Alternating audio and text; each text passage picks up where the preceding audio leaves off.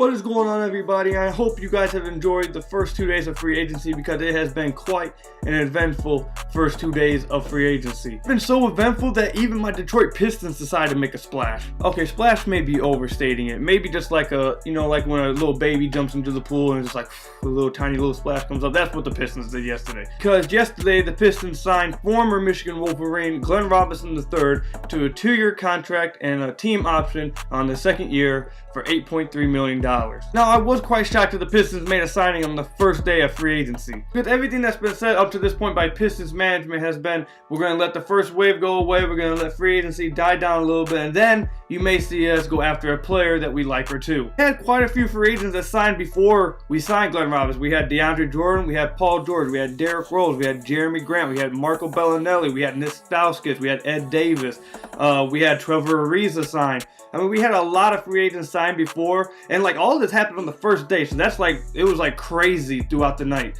But like all of this happened on the first night, so maybe the Pistons was just like, oh, that's all the players that we were expecting to go by. We got good set at how much it's going to be to go after him, so now we can go ahead and make our push. Now, I really like this signing, and there's a few reasons for that. The first reason is that Stanley Johnson was our only legitimate small forward on the team, and now signing Glenn Robinson, that at least gives us two and some depth, at least somewhat, at the position. I also feel like it gives the Pistons quite a few options at the starting small forward spot. You start Stanley Johnson at a 3, but that might give you some downside perimeter shooting wise if he doesn't improve on that. If you don't think he improved on that, Dwayne Casey, and you think that's going to hurt the team too much, okay, then you go ahead and start Reggie Bullock at the 3 and start Luke Kennard at the 2. But do you think Reggie Bullock can really guard opposing threes? I'm kind of iffy on that. Then there you go. Now we got Glenn Robinson, who gives us a third option. Robinson is a career 38% three-point shooter and shot 41% this past season, but he did miss like the first 56 games, I believe, because of an injury he suffered in training camp, so you can throw away last season because that's a small sample size, but still, 38% career-wise, that's pretty good. If you watched the All-Star Weekend over the past few years, you'll know that Glenn Robinson actually won the slam dunk competition in 2017. Now, this has been one of the major issues for me with the Pistons. Like, we don't have any superb athletic players on our team outside of Andre and Blake,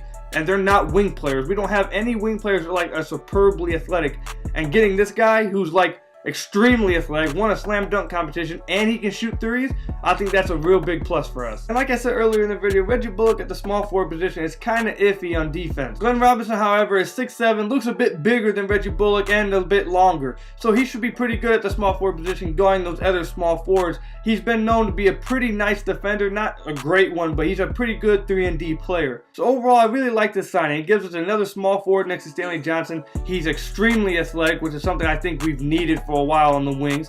He's a pretty good three-point shooter. He plays defense. And one of the things I really like about this is the contract that we signed him for. At the second year is for $4 million, but it's a team option. So if he plays bad this year or we don't like what we see from him this year, we don't have to pay him that $4 million next year. If we choose not to, we can decline it, which I still think is pretty cheap for what we signed him for. There's one thing that this means, and I know that a lot of Pistons fans may not be happy about this, but it probably means that Anthony Tolliver is good as gone. Along with the fact that Anthony Tolliver is already meeting with the Knicks and the Clippers, the Pistons only have about $3.8 million left after signing Robinson, and unless it's a complete shock to me, I don't think he's going to sign for that cheap. I think he's going to get much more than that.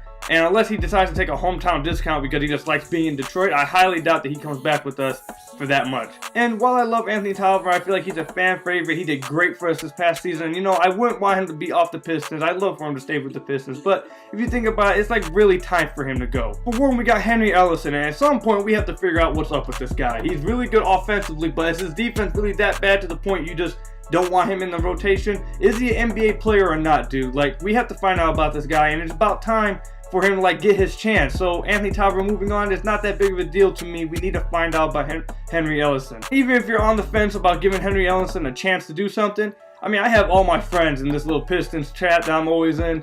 I mean, I have all of them always telling me, Lure's a good player, Lure that, Lure this, he can really help, he's a good player, blah, blah, blah, blah, blah. I mean, okay, so if he's really that good of a player, why do we care about Anthony Tolliver? Go ahead and let Lure go ahead and do his thing. I can't stand Lure, but apparently to everybody in there, he's such a good player, so just let Lou get his chance and let him be the backup power forward. And you know, if it goes bad, then I'll just sit here and say I told you so. But anyways, go ahead and let me know how you guys feel about the Glenn Robinson sign. Do you guys think it attacks a need, and do you guys think he's going to help us this upcoming season? Or do you think it's just a waste of money and you're not a real fan of it? Go ahead and let me know all that in the comment section below. Also, if you liked the video, go ahead and give me a thumbs up, and if you haven't already, go ahead and check out my channel. If you like the videos that I be posting out, go ahead and hit that subscribe button if you haven't already. I know all you Michigan fans are happy to have a Michigan Wolverine playing for the Pistons, so I expect to see the Little Caesar Arena filled with your bottoms in those seats. I don't plan on seeing those seats again empty throughout the whole season, damn near throughout the whole arena, no one there. I expect to see plenty of yellow in there. Or if you want to like get over your college obsession, go ahead and get his jersey, maybe a little Pistons one, red and blue. But I don't expect to see those seats empty again, you hear me? That's all I have for you guys today. Don't forget to give me a thumbs up and hit the subscribe button if you haven't already. And until next time, I'll see you guys later. Peace out, guys.